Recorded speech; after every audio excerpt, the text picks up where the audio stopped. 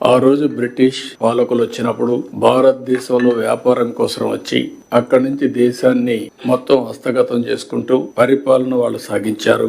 మనం అందరం కూడా ఒక వినూత్నమైన భావంతో ఎప్పటికప్పుడు ఆలోచించడం కూడా మానేశాం.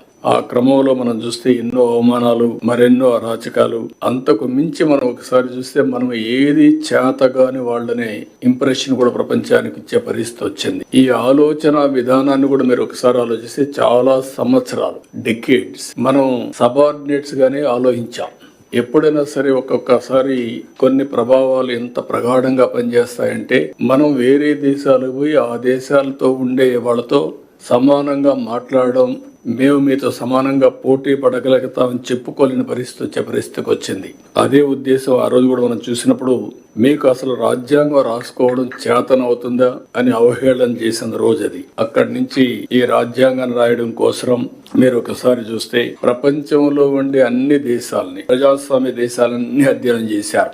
ఒక పక్క అమెరికా, ఒక పక్క Britain, Canada, Ireland, Germany, Australia, దక్షిణాఫ్రికా, ఫ్రాన్స్, రష్యా, జపాన్, ఇలా వివిధ ప్రపంచ దేశాలన్నీ స్టడీ చేసిన తర్వాత వాళ్ళ రాజ్యాంగంలో ఉండే బెస్ట్ ప్రాక్టీస్ అన్ని తీసుకొని అంబేద్కర్ గారికి ఉండే అనుభవంతో భారతదేశ కండిషన్స్ కూడా అధ్యయనం చేసుకుని ఒక దళిత కుటుంబంలో పుట్టినటువంటి అంబేద్కర్ గారు జీవితాంతం ఎన్నో అవమానాలు పాలయ్యారు.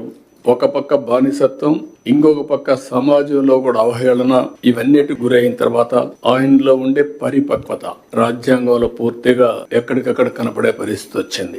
భవిష్యత్తులో వచ్చే సవాళ్లను కూడా ఊహించుకుని రాజ్యాంగంలో సొల్యూషన్స్ ఇచ్చాడు.